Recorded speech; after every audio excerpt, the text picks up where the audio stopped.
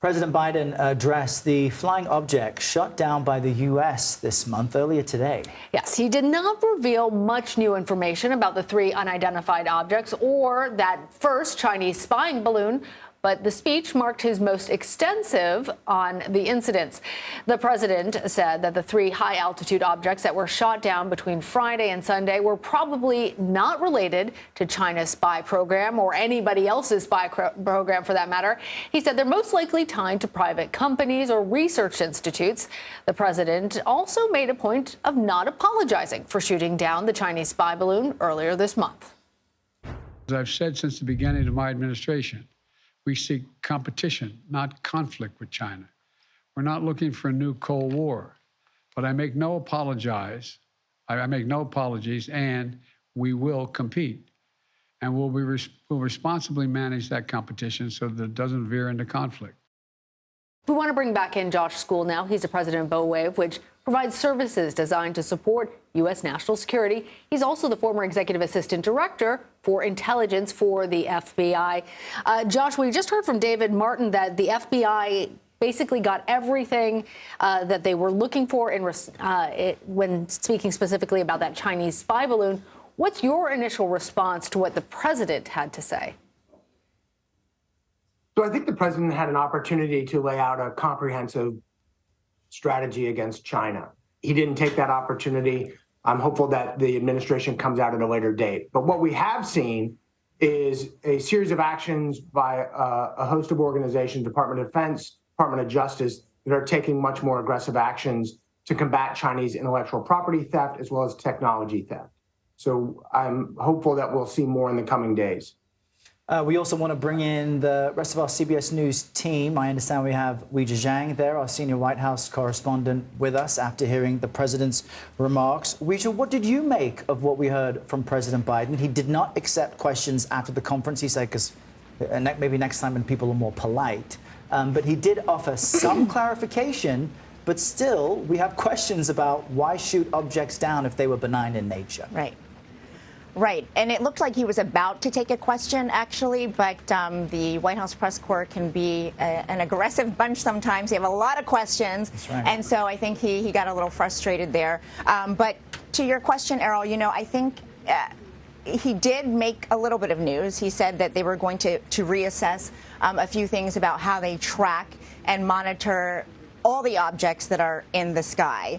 He said that they would take a better inventory and make sure it's accessible and up to date in terms of, everything that's flying up there at certain altitudes. He said that the administration would take further measures to detect in airspace and have better rules and regulations for maintaining unmanned objects, which begs the question, why weren't these things already in place? Because he also said that there's no evidence there was a sudden increase in these objects, which means they were, flying. They've been flying there probably for decades, collecting weather data, or longer than that. And so it really begs, forces him to answer whether this was an overreaction, a political correction, because he took so long to shoot down the Chinese spy balloon, which frustrated not only Republicans but Democrats too.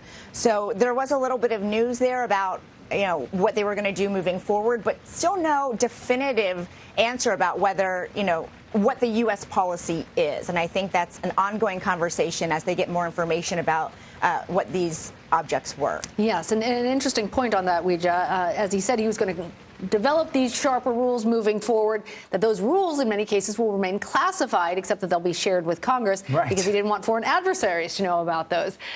To bring in now David Martin, the national security correspondent, is my great pleasure. David, tell us your thoughts on the state of our national security after hearing what the president had to say. Well, the state of the national security is we got to get these balloons figured out. We don't have them figured out. There are clearly more objects up there in high altitude than the U.S. was aware of. They may be entirely innocent, but that Chinese balloon was a game changer, and now every other unidentified object has to be taken as a suspicious object until it's identified.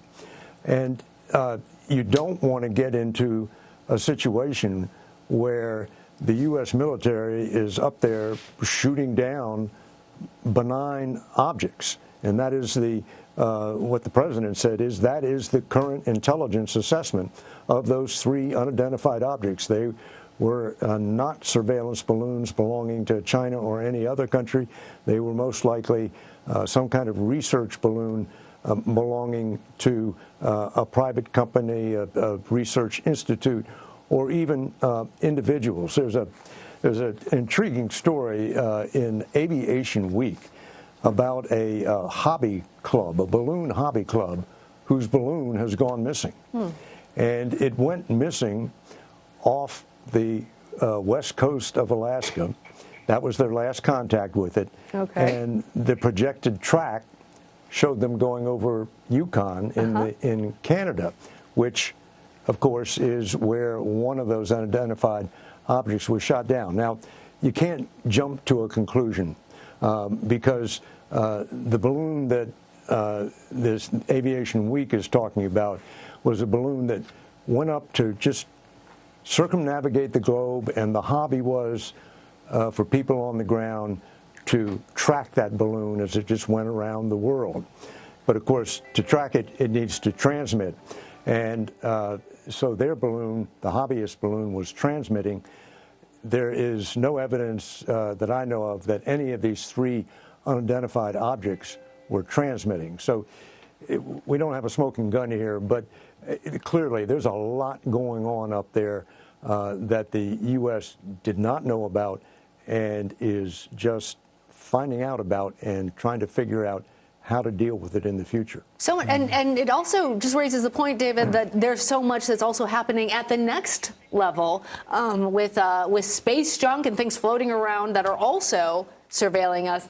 Weijia Jiang, David Martin, Josh Skule, lots of information. Thank you all for adding your expertise.